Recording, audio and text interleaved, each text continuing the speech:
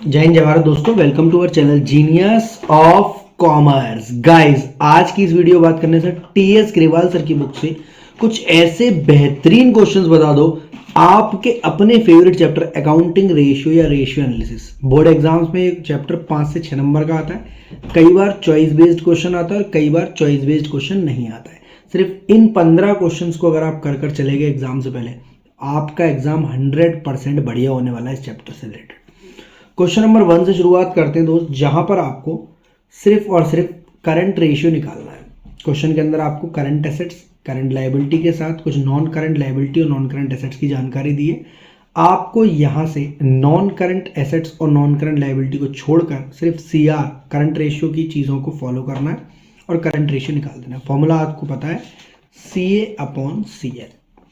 अगला क्वेश्चन है दोस्त, क्वेश्चन नंबर 16। सर 2 से 15 तक कोई नहीं करने, जी नहीं दोस्त, सारे सिंपल से क्वेश्चन है, एग्जाम में डायरेक्टली नहीं पूछे जाते। वो यहाँ क्वेश्चन पूछ रहा है इंप्रूव, डिक्लाइन और इफेक्ट नहीं होगा किन किन पॉइंट्स पर। दोस्त ए से लेकर आई तक पॉइंट दिए हुए हैं, यानी क्वेश्चन में कब आपका इंप्रूव होगा। ट्रेड पेबल को कैश पेमेंट करते हैं तो इंप्रूव होता है, ये वही वाले पॉइंट की तरह। आप रेशियो को 2:1 मान लो, देन 2 लाख 1 लाख अमाउंट मान लेना, फिर कैश पे कर देना 20,000 30,000 50,000 जो आपका मन करे, और आप चेक कर लेना इससे।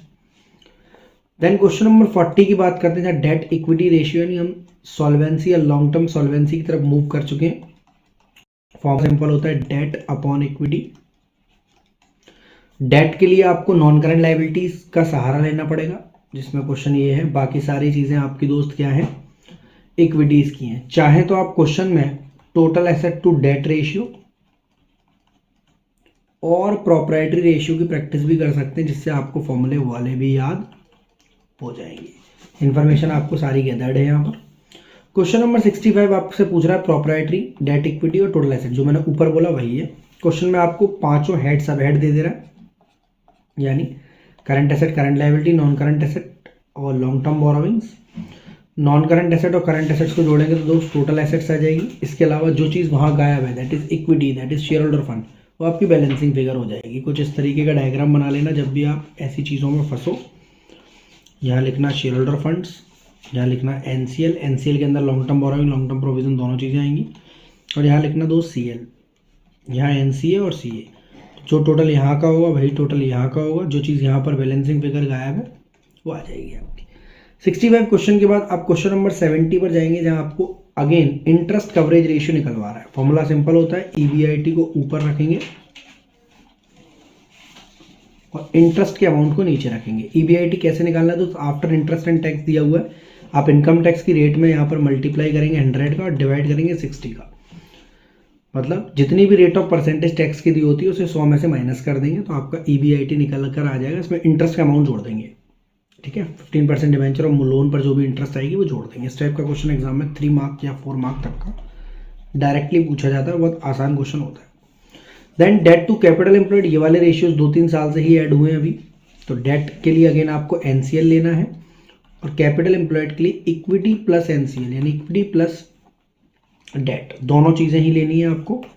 तो ऊपर आ जाएगा आपका एनसीएल और नीचे आ जाएगा डेट प्लस इक्विटी, यानी share holder fund plus NCL. Share holder funds के लिए आपको पता है ये दोनों चीज़ें हैं, और एनसीएल के लिए आपके पास ये आइटम है। दोनों को जोड़कर नीचे और खाली एनसीएल को ऊपर, क्योंकि डेट टू कैपिटल एम्प्लॉयड पूछ रहा है। आप चाहो तो इससे डेट इक्विटी रेशियो भी निकाल सकते हो। देन चलते दोस्त, from the following calculate inventory turnover. आप टर्नओवर रेशियोज के कुछ कॉन्सेप्ट को कर लेते हैं। टर्नओवर रेशियोज में आपको पता है रेवेन्यू फ्रॉम ऑपरेशन या रेवेन्यू जैसी चीज़, तो रेवेन्यू जैसी चीज़ 3 ही होती हैं, एक तो खुद रेवेन्यू, एक कॉस्ट ऑफ रेवेन्यू, और तीसरी क्रेडिट परचेज या क्रेडिट सेल्स।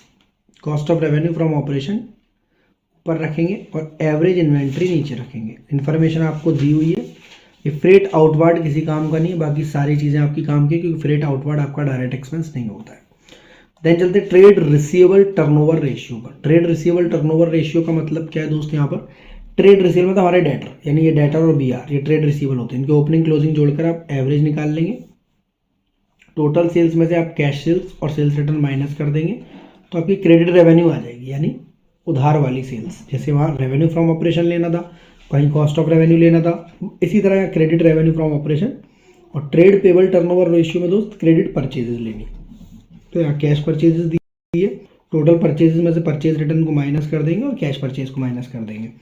स्टेप से आपके दोनों टर्नओवर रेशियो जो एग्जाम में आ सकते हैं वो करा दिए। देन आप चलेंगे क्वेश्चन नंबर 122 पर। वर्किंग कैपिटल टर्नओवर रेशियो निकालना है। यहाँ पर working capital turnover ratio again turnover ratio है, तो रेवेन्यू फ्रॉम ऑपरेशन को ऊपर रख लेंगे दोस्त, और WC वर्किंग कैपिटल को नीचे। इन्फॉर्मेशन आपको दी हुई है। टोटल एसेट्स भी है क्वेश्चन के अंदर, NCL भी है, शेयर होल्डर फंड्स भी है और CA भी है। टोटल एसेट में से CA घटाएंगे आप, CA में से CL घटाना है आपको। CL किस तरह निकाली जाएगी दोस्त, यहाँ टोटल एसेट्स में से इन दोनों को माइनस कर देंगे आप, आपकी CL आ जाएगी। Working capital revenue from operation ऊपर और वर्किंग कैपिटल नीचे। अगेन चलते हैं प्रॉफिटेबिलिटी रेशियो पर, जहाँ क्वेश्चन नंबर 153 आपका इंतजार कर रहा है ऑपरेटिंग प्रॉफिट रेशियो निकालने पर। ऑपरेटिंग प्रॉफिट रेशियो के लिए आपको क्या क्या पता होना चाहिए सर, आपको पता होना चाहिए ऑपरेटिंग प्रॉफिट कैसे निकलता है। तो अगर आप GP से चलते हो तो opening inventory plus purchase minus closing inventory से GP निकल आता है, ठीक है। इस GP के अंदर आपको ना तो ये जोड़नी है और ना ये घटाना है, सिर्फ ये वाले एक्सपेंस घटाओगे तो ऑपरेटिंग प्रॉफिट। इसके अलावा क्वेश्चन में आप चाहो तो NP ratio as well as operating cost ratio और GP रेशियो, यानी सभी के सभी प्रॉफिटेबिलिटी रेशियो निकाल सकते हो।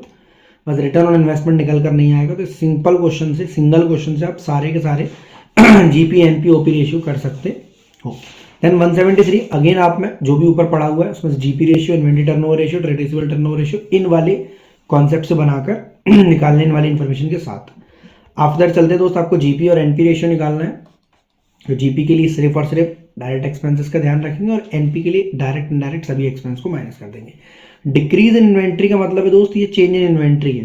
चेंज इन इन्वेंट्री मतलब ओपनिंग ज़्यादा कम रहा है और क्लोजिंग ज़्यादा रहा है, यानी आप ओपनिंग को जोड़ते हो क्लोजिंग को घटाते हो, वो इंक्रीज इन इन्वेंट्री या डिक्रीज इन इन्वेंट्री हुआ है। चलो आफ्टर दैट चलते हैं दोस्त क्वेश्चन नंबर 178 पर, जहाँ GP रेशियो ऊपर वाले रेशियोज निकालना है। डेट टू इक्विटी रेशियो, नहीं डेट ऊपर इक्विटी नीचे, प्रॉपर्टी शेयर फंड्स ऊपर, टोटल एसेट्स नीचे और वर्किंग कैपिटल टर्नओवर। एनी 3 बोल रहा है, आप चारों ही निकालना ताकि आपकी प्रैक्टिस थोड़ी दमदार हो जाए। आफ्टर दैट लास्ट क्वेश्चन है 181, जो बचे हुए ratio that is return on investment और total asset to debt ratio. इसको कंप्लीट करने के बाद आपके रेशियो के सारे रेशियोज कंप्लीट हो जाएंगे। इसके अलावा अगर capital employ turnover, fixed asset turnover ratio इस टाइप के रह जाते हैं तो आप सिंपल टर्नओवर याद रख लो, रेवेन्यू ऊपर जाएगा और जिस रेशियो को पूछ रहा है वो नीचे आ जाएगी। कैपिटल एम्प्लॉय टर्नओवर में कैपिटल एम्प्लॉय नीचे, फिक्स्ड एसेट टर्नओवर में फिक्स्ड एसेट नीचे। क्लियर है। यहां तक हमारे 15 क्वेश्चंस के साथ पूरा अकाउंटिंग रेशियो चैप्टर दमदार तरीके से कवर होने वाला। पूरे 5-6 नंबर का जितने का भी आता है पूरे नंबर लेकर आओगे अगर इस वीडियो को कर क्वेश्चंस को कर लिया और 19 से 26 के बीच में एक बार अच्छे से क्वेश्चंस को रिवाइज कर लिया, आपसे एग्जाम का क्वेश्चन आराम से बन जाएगा। वीडियो अच्छी लगी तो लाइक, दोस्तों को शेयर, चैनल को सब्सक्राइब करेंगे और व्हाट्सअप नंबर अपना गिवन है। अगर किसी क्वेश्चन में आप फंसते हो, किसी कॉन्सेप्ट को आप समझने में दिक्कत है तो व्हाट्सअप करिए मुझे 7906786321 पर। फ्री ऑफ कॉस्ट क्वेरीज बताऊंगा। Class 11, 12 BCom, CA, CS, CMA foundation के सभी बच्चों को अकाउंटेंसी से रिलेटेड कोई क्वेरी नहीं होनी चाहिए।